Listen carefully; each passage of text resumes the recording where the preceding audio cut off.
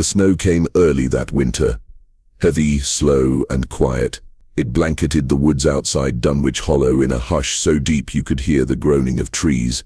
Pastor Whitmore was returning from a funeral when he saw it, just beyond the edge of the pines. A shape, small, curled in the frost, like a forgotten doll. At first he thought it was an animal, but as he stepped closer, he saw bare feet, small ones, blue with cold. A boy, no coat, no shoes, no name stitched to his shirt, and not a single footprint behind him in the snow.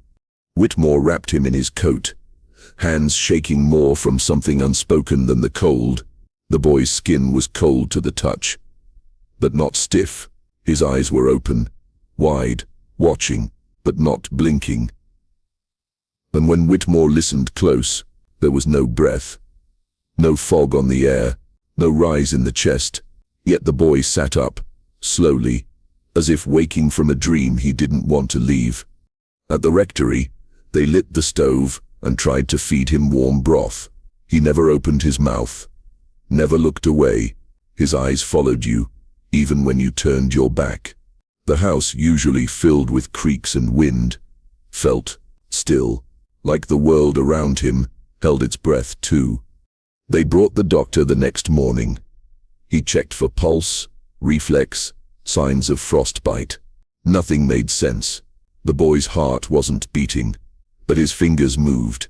His head tilted, slightly, as if he was listening to something behind the walls. When asked his name, he said nothing, but his gaze, it landed too heavy for a child. Some in the town said he must have wandered from another village. Others whispered older things about the woods and what used to live there long before roads came. But no one could explain how a child could survive a night like that. No bruises, no scratches, no story, just there. And it wasn't just silence that followed him. It was stillness, as if time slowed in the rooms he entered, as if something deeper than cold had followed him from the trees. He didn't cry, he didn't laugh, he didn't sleep, he only watched. And in the quiet of that house, lit by oil lamps and prayers, Pastor Whitmore began to wonder, what had he really carried out of those woods? The first bath came on the second day. The boy hadn't moved since he'd arrived, hadn't spoken, hadn't changed. But Pastor Whitmore, ever the man of care and habit, believed warm water might stir something human in him. The church's small basin steamed in the firelight as the boy sat still, arms at his sides, eyes open.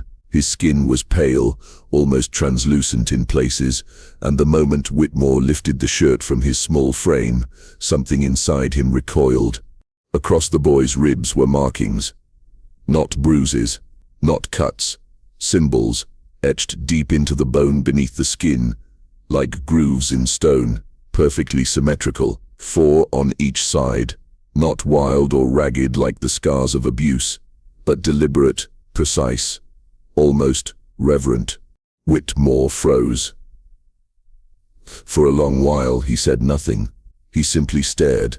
Then gently he pressed a cloth to the boy's chest, half expecting him to flinch. But he didn't.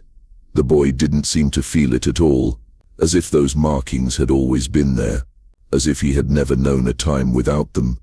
The pastor tried to draw what he saw in his journal that night, but the lines never came out quite right.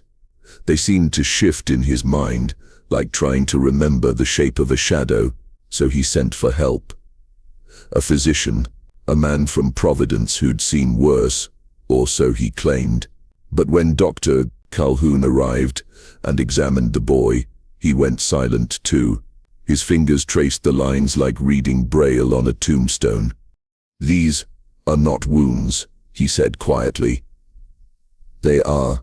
The doctor took notes, made sketches, packed them carefully, and sent them by courier to the Massachusetts Medical Society, though even he admitted the body didn't make sense. No signs of infection, no scar tissue, just carvings too clean for any knife he'd ever known. Word began to spread through Dunwich Hollow. Some said the boy had been marked by devils. Others whispered about old signs seen on trees during the blight of 1812. A few just stayed indoors, lighting candles without knowing why. But Pastor Whitmore couldn't stop thinking about that moment by the fire, water trickling down the boy's still face. About how when he touched one of the carvings, just for a moment the air in the room had changed. He felt watched. Not by the boy, by something older. It was Reverend Whitmore's habit, when burdened by questions too heavy for prayer, to seek answers in old books. And when books failed, he turned to people who had lived among them long enough to remember what the pages left out. So he wrote to Elijah Gray, a quiet, sharp-eyed historian who had spent 3 decades chronicling the lesser-known corners of New England. Gray arrived by carriage on the 5th day, wrapped in a coat older than most trees, carrying a ledger thicker than a brick.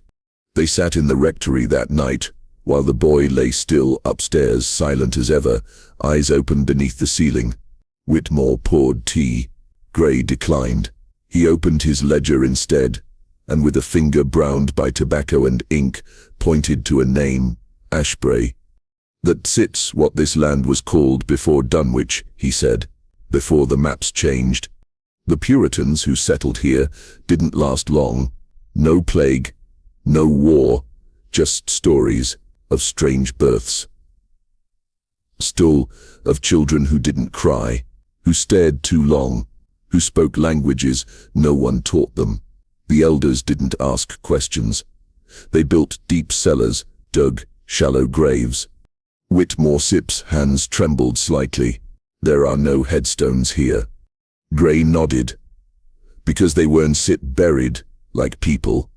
He told him of the salt rings, hidden just beneath the soil around the perimeter of the oldest parts of town, around the church, the schoolhouse, even under some of the houses. No one had noticed because they were built over, forgotten. But Gray had found one in a crumbling cellar, unbroken after 200 years. It wasn't protection, it was containment. They called it, the quieting. "Sit," Gray said, his voice lower now. "Any child that spoke backwards, any infant that didn't sit, blink." They believed silence could trap the unnatural. Whitmore stared into the fire, the boy's still face flickering in his memory. Those carvings, that gaze, that endless, weightless quiet. It wasn't stutter haunting, Gray said. It was a warning. The Puritans sealed something here, something that listens. That night, Whitmore walked alone through the graveyard beside the church. The wind was light, but the air felt thick, like trying to breathe through water. He knelt and scraped back the moss and leaves at the edge of the property. Just beneath the surface, his fingers found it. Salt, lined in a perfect circle. He didn't sleep. Neither did the boy. And though the town still whispered about miracles and mysteries, there were those who looked to the trees and didn't see winter. They saw something waking. Word of the boy had begun to travel. Not through headlines or sermons, but in letters passed quietly between men who studied strange things. One of them arrived by train in the 2nd week. Dr. Percival Arlen, a scholar from Harvard's Department of Natural Philosophy, though the man seemed more interested in what wasn't natural. Tall, pale, and impatient. He came with instruments in a wooden case and eyes that flicked to shadows when he thought no one was looking. He asked no permission, simply entered the room where the boy sat unmoving, and began. He tapped tuning forks, placed strange glass rods near the boy's temples, took notes on a pad that looked more like a diary than a log. The boy never blinked, never spoke. But something changed when Arlen posed his first question aloud. "Do you know your name?" The boy's head tilted slightly, just as Arlen's lips finished moving. Not after. Not during, but before. He repeated it. Again the boy responded, always a half-second ahead, like the echo of a sound that hadn't happened yet. Arlen's hands began to tremble, ever so slightly. He whispered something then, barely audible, and the boy's pupils dilated. Arlen left the room without another word. That night, Over weak tea and flickering lantern light, Arlen spoke to Whitmore, said the boy wasn't dead, but he wasn't entirely alive either, that he might be what some had called a residual entity, like a signal caught in a broken loop. Not a ghost, but a presence that couldn't finish becoming. "He's not here to be seen," Arlen whispered, voice dry and fraying. "He's here to hear." The pastor didn't understand. Not fully, but he understood fear. The next morning, Arlen was gone, his room untouched, bed still made, the back door ajar, swinging gently in the wind. His case of instruments remained behind, each one bent, warped, as if melted from within. No one saw him leave. No coach arrived, no note, just his journal, left open, on the table. Only one phrase written on the last page. It answered me in my own voice. From that day on, the boy began turning his head toward people just before they spoke. Even when their backs were turned, he never looked at their mouths, only their eyes. The townsfolk started avoiding the rectory, even the faithful, because it wasn't set just silence anymore. It was knowing, and in a place like Dunwich Hollow, where too many things were buried beneath snow and prayer, there are thoughts best left unspoken. But the boy? He heard them anyway. It began with whispers, not from the boy, but from the townsfolk, shopkeepers, children, farmers hardened by years of cold winters and harder harvests. They spoke in low voices, afraid to say too much, yet desperate not to keep it inside. Each of them had seen her. A woman, in their sleep. She sat in a rocking chair deep in the woods, shrouded in grey mist, her hands folded in her lap. Her hair was long, tangled like wet thread. Her dress hung heavy with soil, but it was her face that froze them. Her eyes, sewn shut with thick black cord, like someone had tried to keep whatever was inside from seeing out, or whatever was outside from getting in. And she sang. A lullaby, but wrong, crooked somehow, sung backwards, each note familiar yet impossible to follow. They woke gasping, shaking, some with blood at the corners of their mouths from biting down too hard in their sleep. What made it worse was that they weren't alone. The same dream. Over and over. Different people. Same woman. Same song. Pastor Whitmore heard about it from Mrs. Kelton, who came trembling to his door at dawn, clutching her hands like a child. "She sips not just in dreams," she whispered. "I heard her hum while I was wide awake, in the field, no one else around." Whitmore didn't want to believe it. He wanted something to hold on to, logic, medicine, prayer. But when he returned to his desk that night, the tune came to him. Faint, from the edge of memory. A song he had never learned, yet knew exactly how it went. He hummed it slowly, broken and unsure, sketching the notes in the margins of his journal. The fire crackled beside him. The boy sat on the floor staring at nothing. And then, softly, the boy joined him. Same tune, same rhythm, humming in perfect unison. Whitmore froze. The sound poured from the boy's mouth like he'd known it all along. Yet it was the first noise he'd made since arriving. His eyes didn't move. His lips barely parted. But the hum was there. Low. Cold. The room dimmed. Not darker. Just thinner. Like the air had lost some part of itself. The pastor stopped humming. The boy did not. And in that moment, Whitmore knew the song didn't belong to the boy. It belonged to her, the woman with the stitched eyes. And whatever she was, wherever she waited, she had found a voice. Dr. Calhoun returned under grey skies and uneasy silence. The roads to Dunwich Hollow had grown strange. Carriages moved slower, birds flew farther overhead, and even the wind seemed to hesitate. But the physician came anyway, drawn not by duty, but by a gnawing need to understand what had taken root in that small, unmoving child. He carried with him a black case lined with surgical tools, bottles, and clean white cloth. Tools meant for bodies, for truth. He entered the rectory with firm steps and colder eyes. The boy was waiting, seated in the same wooden chair, hands folded neatly in his lap, still as ever, watching. Whitmore said nothing. He only nodded and stepped back.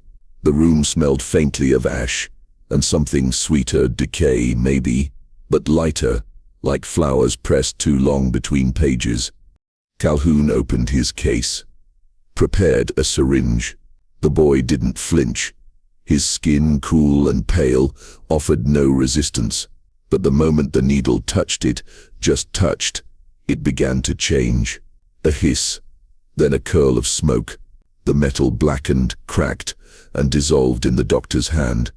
He dropped it with a startled cry, stepping back, watching the twisted remains of the needle crumble to dust on the floor. No blood, no mark.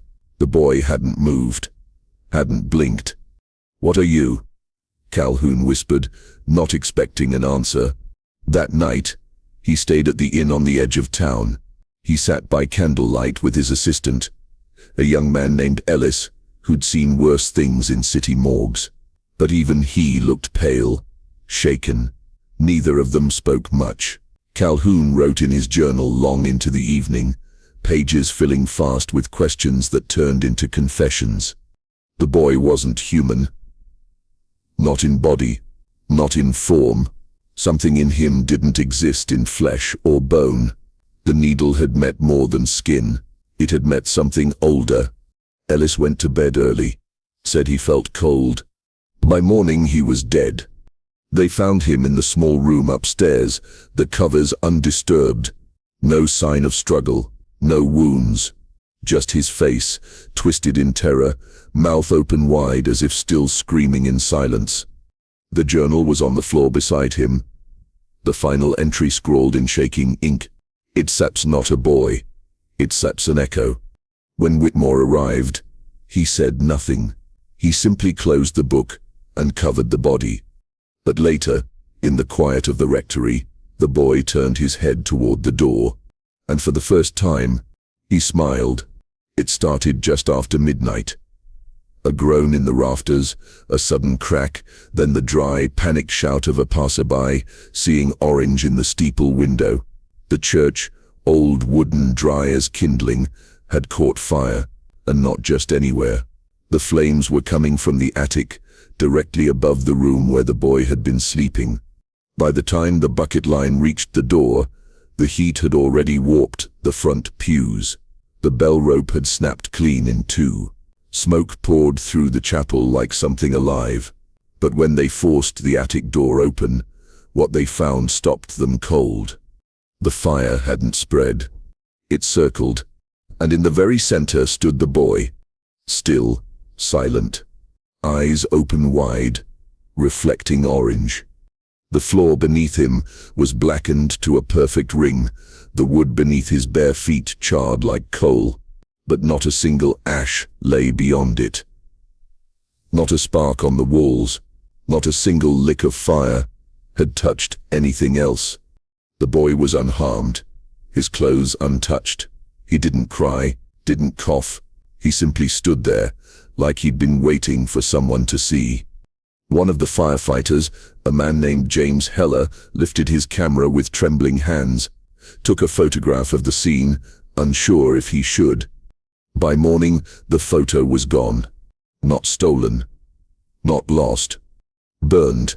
Right there on his kitchen table, without a match, without a flame, just a curl of smoke and blackened paper where it had once been.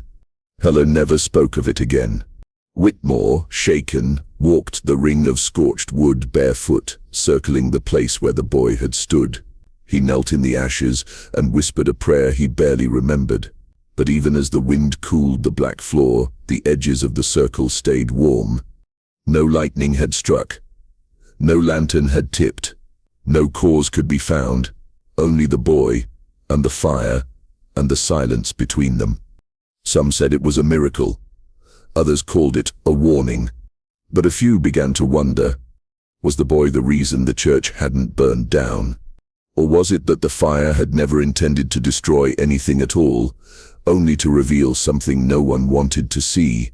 That night, the sky above Dunwich Hollow stayed red long after the flames were gone, and the boy, now sleeping for the first time since his arrival, rested with his eyes half open, still watching, still listening, as if the fire had whispered something only he could hear. The man arrived with a suitcase full of sound. That's what he called it. Sound. Not music, not noise, just vibration, pitch, and pressure. His name was Dr. Emery Bell, an acoustician from Boston, who had heard, through hush and rumor, that Dunwich Hollow held a child who moved without moving, who heard what hadn't yet been spoken, who sang songs never taught. He came not with scripture or science, but steel, forks of varying sizes, copper wires, glass plates, sand and iron dust. He asked no questions, only requested a quiet room, a hard table, and no interruptions. The boy was placed at the center, seated upright, eyes half closed. Bell struck the first tuning fork. A clean mid-frequency tone echoed off the walls. The boy didn't react. Bell tried again, lower this time. Still nothing. But when he moved to the lowest fork, one designed to mimic frequencies found in tectonic motion, inaudible to the human ear, the boy blinked. Just once. Bell's breath caught in his throat. He poured a fine layer of iron filings onto a glass plate and placed it near the boy's feet. Then, without striking a single fork, he watched as the filings began to tremble. Not wildly, but in slow, deliberate ripples, like something deep underground shifting its weight.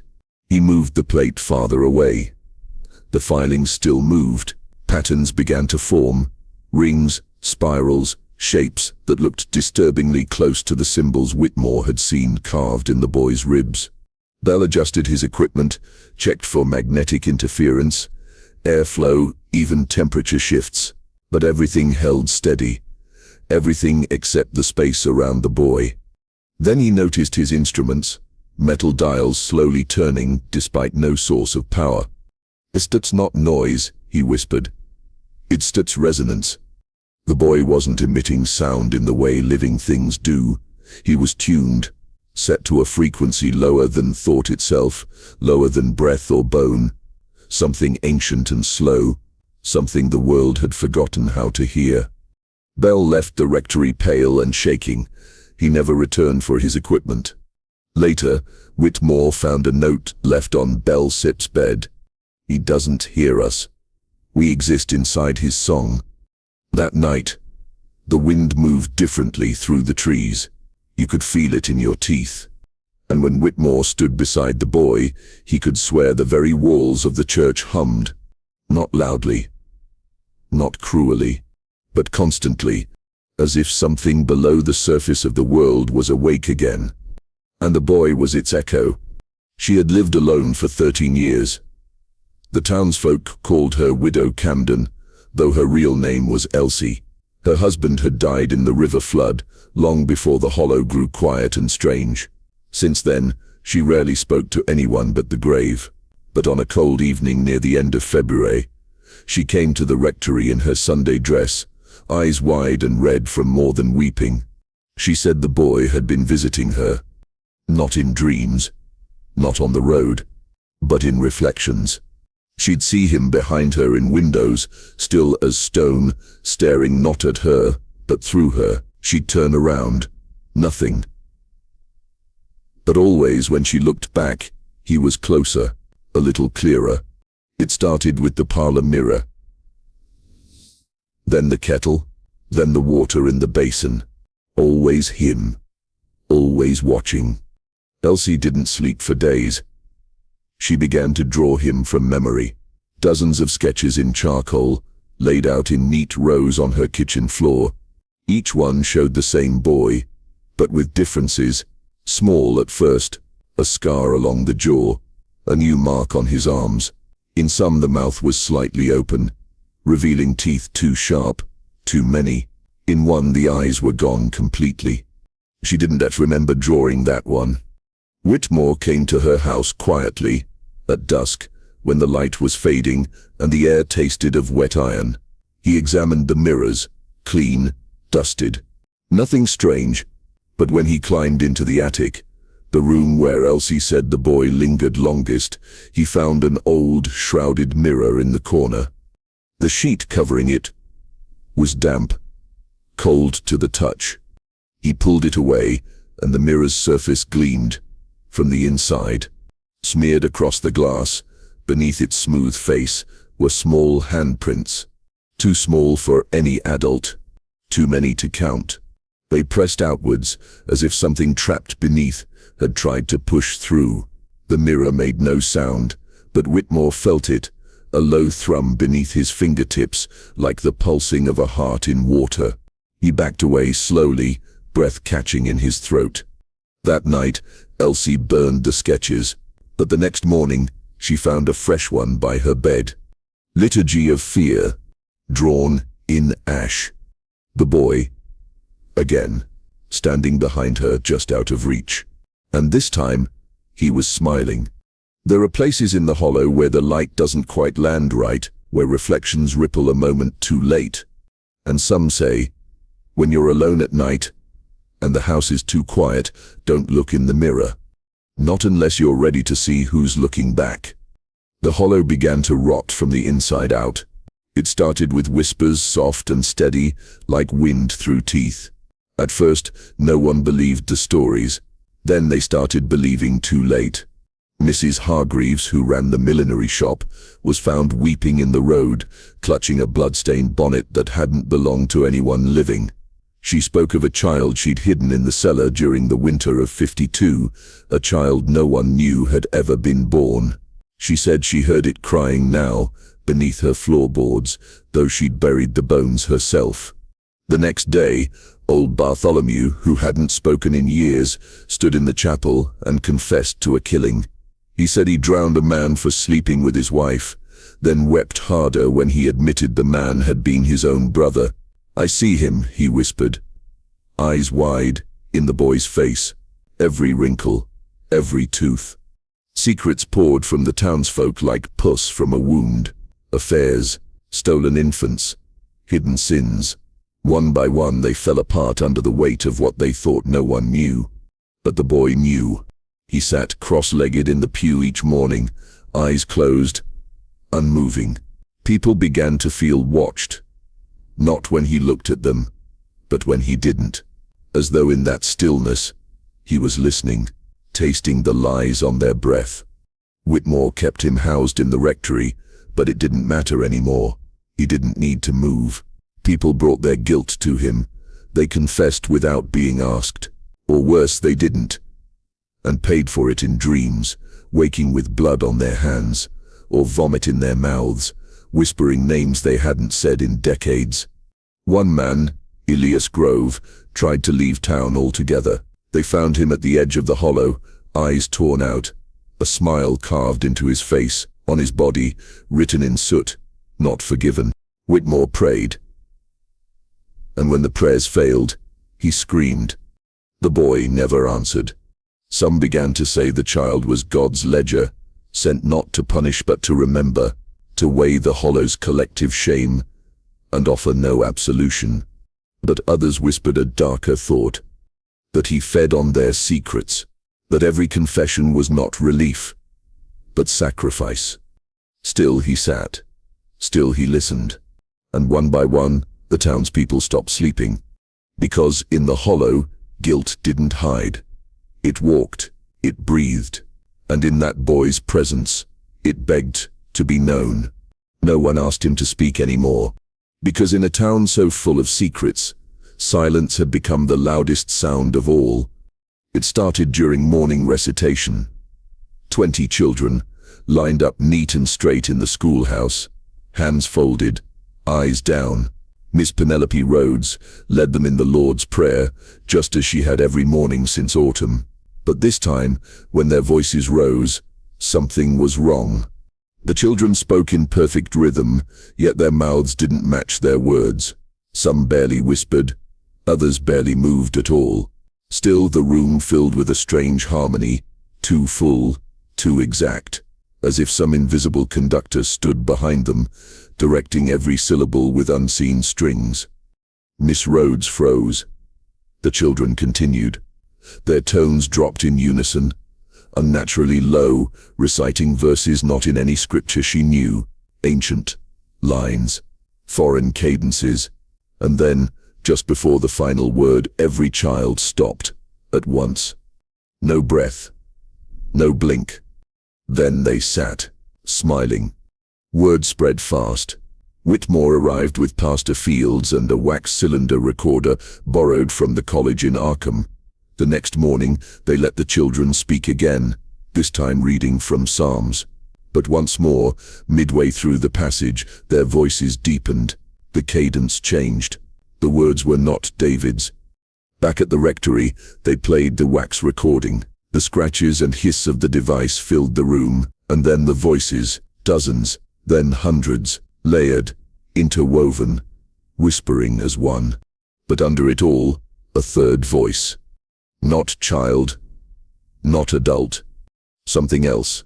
Barely above a murmur, it weaved between the words like thread through cloth. He remembers. He remembers. One of the elders, Mr. Blackwell, stumbled from the room and vomited into the snow.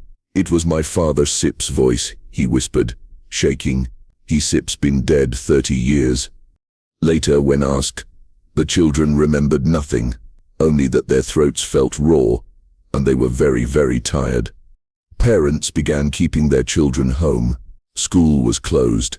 But still, neighbors claimed to hear voices through the frost-covered windows, a choir of whispers in the empty room. Whitmore burned the wax cylinder. It cracked like bone, and the smoke that rose from it smelled of copper and wet leaves. Still, the children hummed at night. Songs no one taught them, in languages no one knew. One girl, Clara May, was found sitting outside the chapel at dawn, fingers bloody from clawing words into the wood, ancient symbols repeating in loops. When Whitmore asked her what they meant, she blinked once and said, "He showed me." She wouldn't say who, but in her drawings, scribbled on the backs of hymn sheets, one figure appeared again and again, the boy, standing at the center of a ring of salt, smiling, listening. The harrowed choir, the townsfolk began to call it, as if what sang through their children wasn't song at all, but memory, and memory, they were learning, could scream. The first sign came with the cats. Every one of them vanished. Indoor pets clawed through windows to escape. Strays once fed behind the bakery, now hissed from the tree line, eyes wide, fur raised, never crossing into the center of town.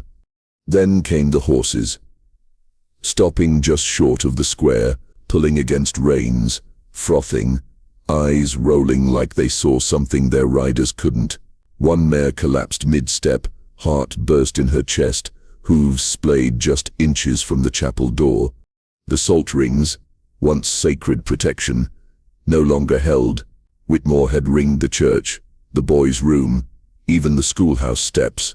But each morning, they were scattered. Not kicked, scattered, as if the salt itself had recoiled. And then there was the silence. Heavy, pressed into the lungs like damp wool. Even the wind had changed, no longer passing through town but circling it, trapping every breath inside.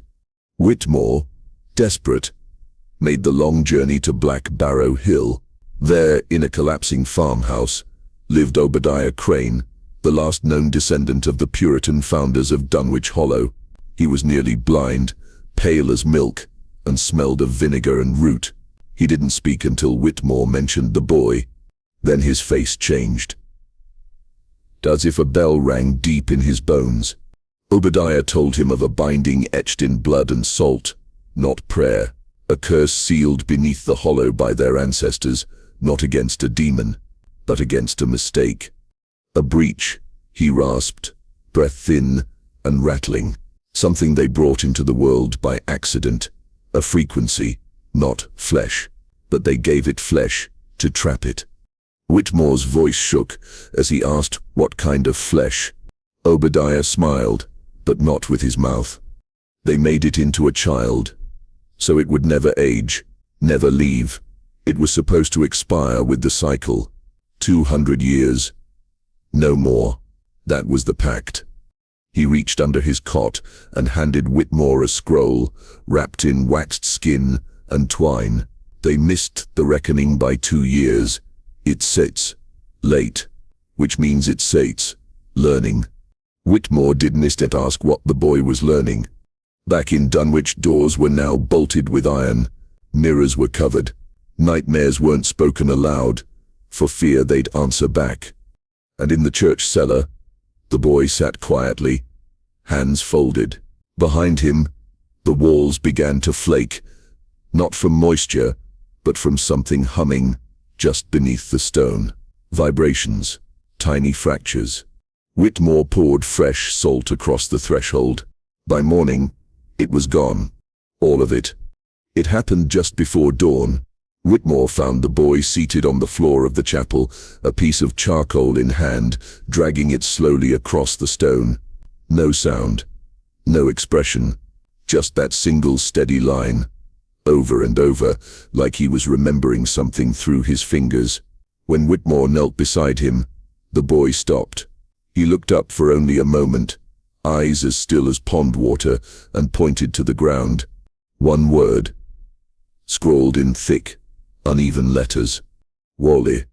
At first, it meant nothing, but something about it gripped Whitmore's chest. Tight, cold. He whispered the letters out loud, then reversed them. Hello. He said it again. And again. And with each repetition, something shifted in the chapel air. Dust began to fall from the rafters. The boy stared forward, unblinking.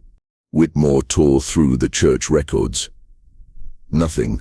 But when he reached the archives of the original Puritan settlement, buried beneath layers of rewritten history, the name surfaced like a bone in thawed earth. Hilo Cutter. A child. 9 years old. Buried alive in 1667. The reason? Casting unspoken words into men's hearts. That was all the record said. No trial, no witnesses, just the punishment. Laid to silence. No lid. Whitmore Sepp's breath caught in his throat.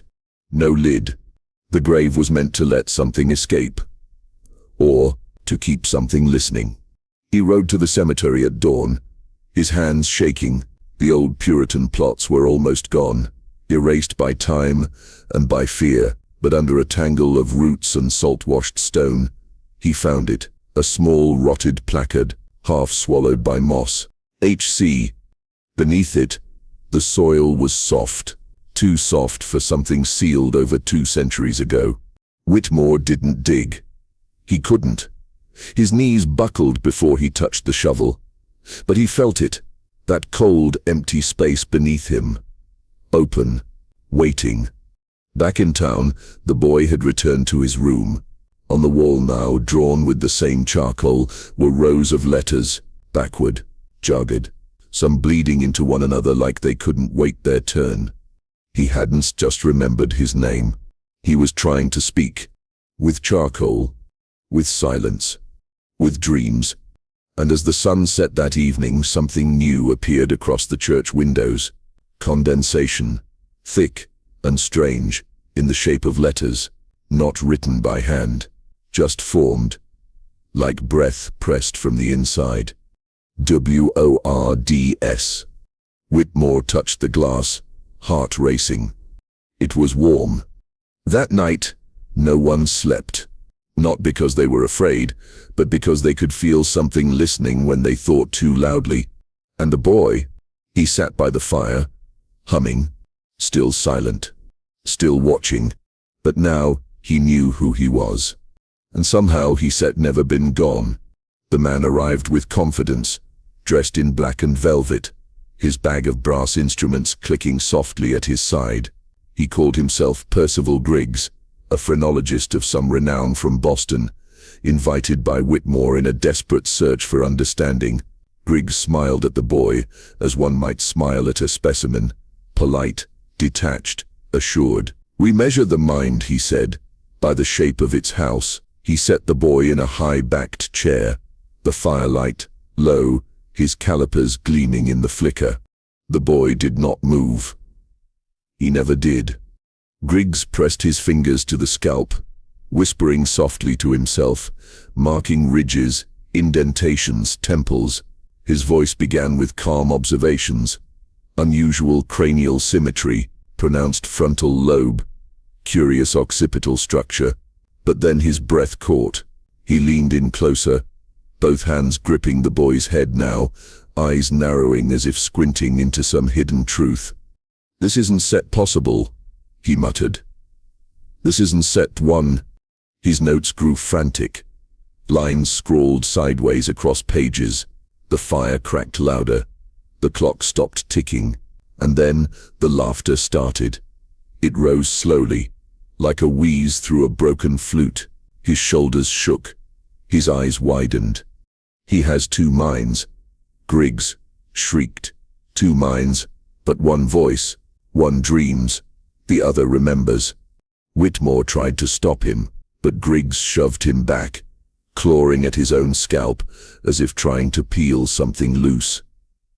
"He sits not inside the skull," he howled. "He sits behind it." The boy remained perfectly still, watching, waiting. Griggs ran into the night, barefoot, wild, screaming that he could still hear thinking that wasn't his. They found him the next morning in the cemetery, curled beside an open grave. His skull was shattered, cracked from the inside like a hollow gourd. There were no tools, no rocks, no sign of violence, only blood and silence. His phrenology bag lay beside him, unopened. In town, the children said they heard whispering again. This time, it wasn't words. It was sound that made their teeth ache and their stomachs twist. When asked where it came from, they only pointed upward, not to the sky, not to heaven, just upward. Whitmore burned Griggsip's notes, but not before reading the final line, scrawled across the margins in frantic ink. "He is not what seps left of a person. He is what seps left when a mind splits from time." And still the boy sits in his chair, head bowed, calm, like he's waiting for someone else to finish talking before he speaks. But no one dares speak now, not in front of him. They brought the machines in covered by canvas, under the cover of dark, a quiet caravan from Boston, sanctioned in whispers, powered by questions no one dared ask aloud. 3 scientists, expressionless, instructed not to speak to the townsfolk, not to touch the chapel walls, not to pray. They set up their equipment in the church basement, just below the boy's room. Wires were threaded through floorboards, electrodes placed gently on skin that held no warmth. The boy didn't move, didn't blink. He only watched them, like he'd seen every machine before it was built. First came the vitals. The screen flatlined. "No pulse," the medic said, adjusting the leads, trying again. "No blood pressure, no respiration." Whitmore asked what that meant. The man didn't answer, just wiped his brow and tried again. The blood test was next. The syringe broke before it could pierce him. The plastic one too. Even the lancet cracked at the tip. They scraped beneath a fingernail instead, barely lifting a trace. Later, under the microscope, the sample writhed. "It's not human," one of them whispered. "It's not even close." They ran DNA comparisons through every database they had, military, medical, national, even private ones. No match. Not to any person, not to any animal, not to any plant, bacteria, or living thing recorded. Then came the scans. His bones were dense, not like a child's, more like stone laid down in layers. The skull had extra sutures that shifted slightly, even under stillness. No dental records, because he had no dental formation, just smooth gums where teeth pressed from beneath, but never broke through, like they were waiting for something. But the most unsettling part wasn't what he lacked. It was what changed. The photos taken last week no longer matched the boy sitting before them. His limbs were longer now, fingers thinner, eyes deeper in the sockets, hair darker. His clothes no longer fit the same. In silence, without food, without air, without time, he was growing, aging, learning. He stared at them now with something they couldn't name. Not defiance, not fear, just knowing, like he had already seen the report, like he had written it. One technician, shaken, asked if they should inform someone higher.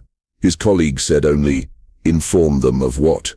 That something that shouldn't live is becoming more alive by the hour. They left the hollow by morning, all three, their equipment, too, packed in silence. But they left behind their notes, and every note ended the same way. He has no past, but the world remembers him. Whitmore rereads that line often now, as the boy sits by the chapel window, eyes open, hands still, watching the sun rise like he knows it will fall faster than it should. And the town waits. The fever struck just before dawn. Pastor Whitmore had come to check on the boy, expecting the usual stillness. But when he opened the chapel doors, the air inside was thick, humid, electric, as if the very wood strained under invisible pressure. The boy lay trembling on the cot, sweat darkening the sheets. His skin, always pale and chilled, now radiated unbearable heat. "Get water," Whitmore ordered, though he wasn't sure why. The boy had never responded to treatments before, because he'd never needed them. No pulse, no pain, no change, until now. By midday, the boy's chest had begun to swell, not from breath, but from movement beneath the skin. A smooth, round bulge pulsed under his ribs, rising and falling like something trying to surface. The assistants refused to stay. One muttered a prayer and left. The other vomited in the pews. Whitmore stayed. He had to. The skin stretched until it thinned to translucency. Veins spidered across it. Then, without warning, it split. From beneath the boy Sip's ribs, something opened. It was an eye. Lidless, glassy, human in structure but wrong in every way that mattered. There was no white, only a vast, liquid blackness around a vertical pupil that contracted when Whitmore moved. The boy remained unconscious, but the eye moved. It scanned, blinked, watched. Then came the fluid. Thick, black, and syrup-like, it leaked from the edges of the eye and dripped onto the floor. Where it touched the wood, it hissed. Smoke coiled upward. A hole opened, clean and deep, as though the liquid had memory of fire. Whitmore backed away. The eye followed. For hours, it blinked. Observed, waited. It tracked every insect on the wall, every flicker of candlelight, and all the while, the boy's body lay limp, untouched by flame, breathless as ever. By nightfall, the fever vanished. The bulge receded. The skin sealed. The eye was gone. No scar remained. No redness. No sign anything had been there, except the smoldering ring etched into the chapel floor. The next day, Whitmore found the assistant who had fled sitting silently at the edge of the field. He'd torn out his own eyes. Both, carefully, as if removing something infected. He spoke only once. "It saw me." In the town square, dogs howled without sound. Mirrors fogged from within. And somewhere deep in the woods, a crow's call, distorted, carried through the air in reverse. The boy slept. But in his dreams, if one leaned close enough, a wet sound could be heard beneath his ribs. A blink, waiting to open again. It was Mrs. Ellery who first noticed it. She'd been delivering bread to the chapel, setting the basket gently by the boy's cot. The sun was low, bleeding orange through the high stained glass windows. That's when she froze. The boy Sepp's shadow was stretching, not as one would expect, with the light shifting, but in deliberate increments, reaching, one arm first, then the other, too long, too slow. She backed away, trembling. His shadow Sepp's not his, she whispered to no one. It's Sepp's something wearing him. Most dismissed her. Mr. Lyle, a Bostonian with a reputation for capturing the uncanny, had heard tales of Dunwich Hollow's newest mystery and offered to document the boy for science, he said, for posterity. He brought with him a Graflex camera and a box of new glass plates, still wrapped in wax paper. The boy, as always, remained still, eyes half-lidded, breath shallow but steady. When the flash ignited, the boy didn't flinch, but the air around him did. Curtains rustled with no breeze. The smell of iron rose faintly in the room. Lyle developed the plates that same night in Whitmore's study. He was humming softly, until he wasn't. The hum choked off into silence. Then came the crash. Whitmore rushed in to find the photographer on the floor, pale and shaking, shards of glass scattered around him. He hadn't dropped the plate, it had shattered in his hands. But not before he saw it. One plate remained intact. Whitmore lifted it carefully, holding it up to the lantern. The boy was centered in the frame as expected, but his shadow was not. It stood apart. A full step to the left. Arms unnaturally long, jointed in ways that defied anatomy. The head was bent at a crooked angle, as though listening to something behind the glass. And worst of all, there were no eyes, just deep sockets that seemed to sink into the image itself. Experts from the Massachusetts Society for Paranormal Inquiry reviewed the plate. Their verdict was unanimous. This is not a double exposure. The emulsion was clean. There is no duplication. Whatever was captured is independent. They called it a companion entity, something that exists not in darkness, but in light, hidden in the reflection, waiting for the world to blink. That night, Mrs. Ellery took a lantern into her cellar and never came back up. Her husband found her hours later, curled against the coal bin, eyes wide open, mouth locked mid-scream. On the wall beside her, scratched deep into the wood, was the outline of a child's shadow. Except this one had arms wrapped around another. Back at the chapel, the boy sat still. The sunlight hit him from the side, but on the wall behind, his shadow faced the other way. It was past midnight when Pastor Whitmore woke. The chapel was quiet, the kind of silence that felt held, like breath before a scream. He'd taken to sleeping just outside the boy's room, a cot pressed against the wall, Bible clutched to his chest more out of habit than hope. That night he woke not from sound, but the absence of it. No wind, no settling of beams, not even the low rhythmic hum the boy sometimes emitted in sleep, just void. Then, again, one word, spoken softly, almost reverently. But it didn't come from the boy Sepp's lips. The sound was ancient, dry, cracked, like thawing ice, and it was too large for the space, like it had passed through him from somewhere deeper, older, underneath. Whitmore sat up, heart pounding. His hand found the lantern and struck it alight. The glow painted long shadows on the chapel walls. The boy sat upright in bed, awake. Whitmore's voice trembled as he spoke. "What did you say?" The boy tilted his head slowly, his expression calm. "What did you mean again, Fis?" "Again what?" A smile crept across the boy Sepp's face. It was the first time Whitmore had seen it, and it was wrong.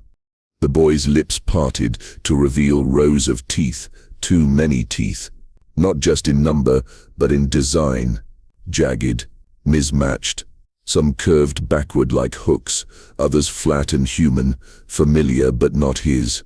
Whitmore stumbled back against the wall, knocking over the lantern. Fire kissed the floorboards before he smothered it with his coat, breath ragged. When he turned back, the boy hadn't moved. He simply watched. "Who are you?" Whitmore gasped. "What are you?" The boy blinked once, then again, and then he was silent.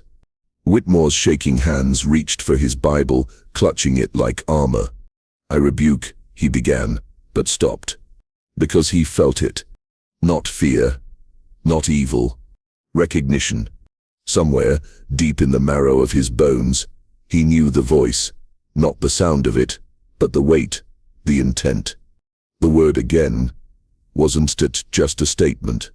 It was a reminder, a promise, a cycle repeating.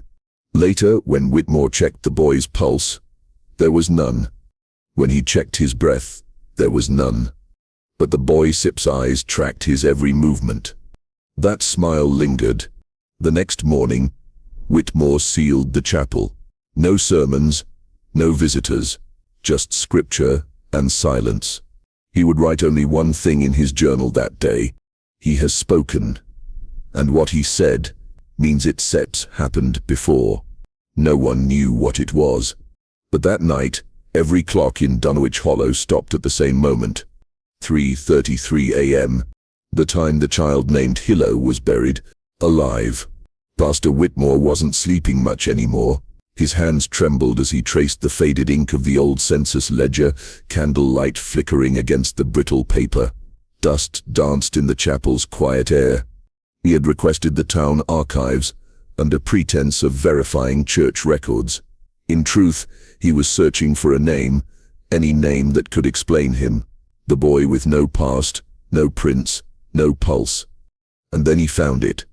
Timothy Caldwell, born August 19th, 1867, died August 19th, 1867.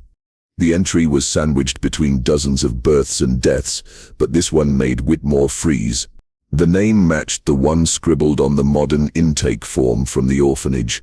Same birth date, same middle name, even the exact spelling of the mother's maiden name. Mercy Tallow. Yet the real Timothy Caldwell had supposedly died hours after birth. Stillborn. Whitmore flipped back through the census. There were no further mentions of a Caldwell child. No burial plot. No obituary. Just gone. But it was the attached midwife Sipsa's note that chilled him. Child bore signs of unnatural awareness. Eyes open, silent, watching. Parents demanded burial without ceremony. Body taken by uncle. Whitmore sat back in his chair, heart pounding. Unnatural awareness. Watching. It was him. He pulled a photo from his coat. One of the few surviving images of the boy, taken before the camera melted. The hair, the shape of the jaw, the heavy-lidded stare. It was identical to the hand-drawn portrait of the 1867 Timothy Caldwell, included in a family Bible he found in the same archive box. Drawn, it seemed, post-mortem.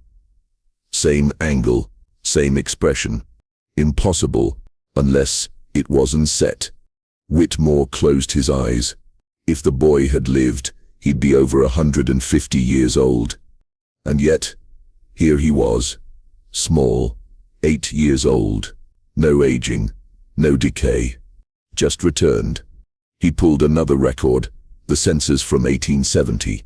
There, scrawled faintly, a correction note, entry error. No such child known to survive. Whitmore read it twice. Then again, something gnawed at him. He examined the handwriting. Different ink, different pressure. The correction had been added later. Much later. A lie. Someone had erased the child.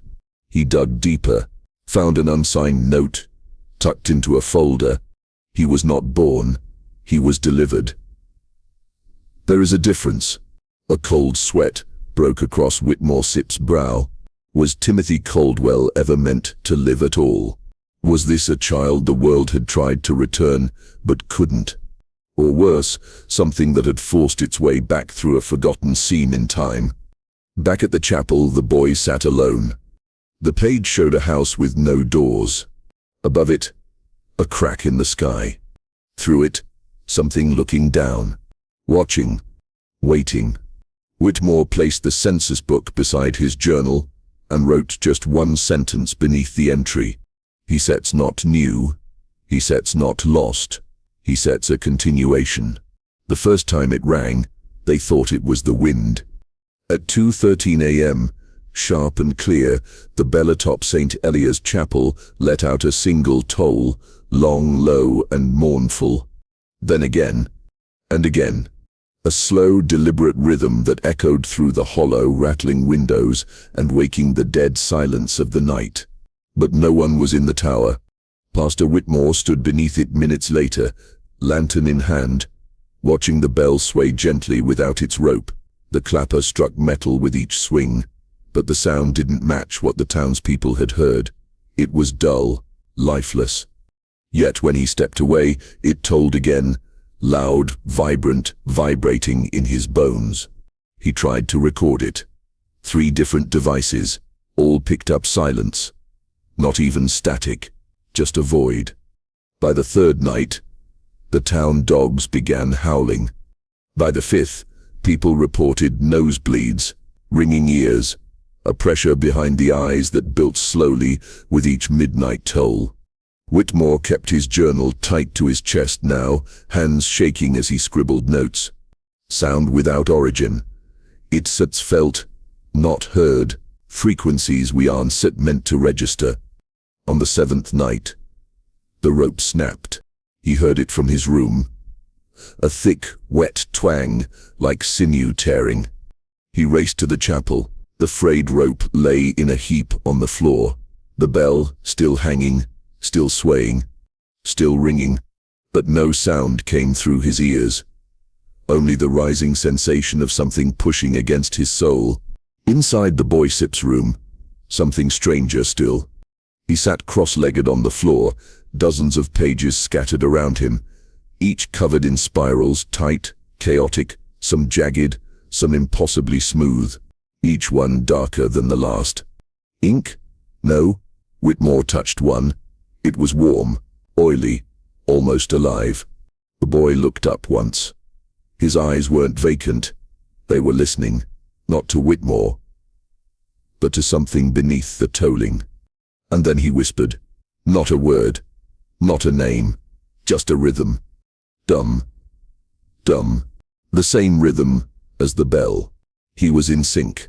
Whitmore stepped back. Behind the boy, the largest spiral yet stretched across the floor, not just drawn, carved, etched deep into the wood with fingers. He recognized the shape. A bell, but not their bell. Something older, of the kind used not to summon, but to seal. And whatever was once sealed was now stirring. The town physician collapsed that night, his ears bleeding, whispering, "It's Stets, calling us back." No one knew what he meant. But by dawn, more reported hearing the toll during the day, only briefly, always from far away. Like a memory, or a warning. Whitmore returned to the tower one final time, climbed the stairs, stared at the still bell, and for the first time he heard it toll from within his chest. No wind, no movement, just inevitability. Sunday morning arrived like any other in Harrow's Hollow, grey mist curling low, the chapel bell silent at last. But inside St. Elia's, something had changed. Pastor Whitmore stood at the pulpit, face pale, eyes sunken, mouth set, like stone. His robe was inside out. His Bible was missing. And when he opened his mouth to speak, it wasn't English. The words came in gasps and snarls, syllables that cracked like branches and pulsed like old wounds. No one moved. The congregation sat frozen, children clutching their mothers, elders weeping without knowing why. The air felt wrong, thicker, as if sound itself had weight. Whitmore's voice rose then shattered. He pounded the pulpit, eyes wild. "He is not a curse," he screamed suddenly, in perfect, unmistakable English. "He is a warning." Then the other tongue returned, gushing out like floodwater, syllables stitched from lost dialects and half-remembered prayers. One woman fainted. Another clawed at her ears, whispering, "He seeps reading my dreams aloud." Whitmore pointed at the chapel walls, at the ancient wood that had outlived fires, floods, and famine. "This place," he hissed, now sobbing, "was built atop the wound we forgot." Then silence. He dropped the candle he'd been holding. Wax splashed the pulpit like blood. "Do you feel it?" he whispered, voice cracking. "The hollow remembers its own." He descended the steps slowly, robes dragging, footsteps leaving no sound. The boy stood at the back of the church. He hadn't entered, hadn't walked in. He simply was. For one brief, stuttering moment, their eyes met. Whitmore did not bow. He did not speak. He only smiled. By midnight, he was gone. Not missing. Gone. His home sat undisturbed. No signs of flight or struggle. The doors locked from the inside. His bed still made. The only trace was left in the chapel. A single parchment, yellowed and brittle, lying on the pulpit where his Bible had once rested. 7 words, handwritten in ink so dark it shimmered red under candlelight. "The hollow remembers its own." There was no signature, but on the back, in the same hand, smaller now, almost childlike, again. The boy was seen hours later, standing alone at the edge of the woods, humming Whitmore's sermon backwards. Those who heard it said it made their teeth ache. Those who read the parchment said they forgot names, sometimes their own. And from that day forward, no one dared ring the chapel bell, because it didn't just need ringing anymore. It already knew when to call. The snow had fallen fast that week, silencing the forest with its soft weight. Trees stood like mourners. Branches bowed beneath white veils. On the 3rd morning, a hunter named Ellis Godfrey stumbled onto something strange near the tree line. A child, curled in a shallow hollow in the snow, bare feet blue, skin pale but unbroken by cold, eyes closed. Breathing shallow, no footprints led to him, none left from him. And yet he was there. Ellis carried the boy to town, expecting panic. But the reaction he got was worse. Silence. The kind that spreads like rot. Because they seen that face before. Same eyes, same age, same too-still expression. Whitmore Stitz, boy. Again. Doctors were called. They ran tests under orders so tight-lipped, even the nurses weren't told the results. The child had the same carved markings across his back, sigils no one had translated, yet all feared. The same resistance to heat, the same unnatural calm. He didn't speak. He didn't flinch. He just watched. One local tried to take a photo. The camera jammed. When developed, the plate showed only snow and a black smear where the boy had been. Soon, unmarked cars arrived. Officials in suits whispered to the mayor, who was last seen pacing the chapel grounds before resigning without a word. The next morning, the newspaper ran a blank page under the headline, "Missing no one." But the town knew. You can bury a secret twice, especially when it grows teeth. People whispered in kitchens and behind barn doors, the old widows and the farmhands alike. He wasn't the mistake, they said. He was the first. Then came the others. A farmer reported seeing 2 shadows in his cornfield, one tall, one child-sized, both moving without light.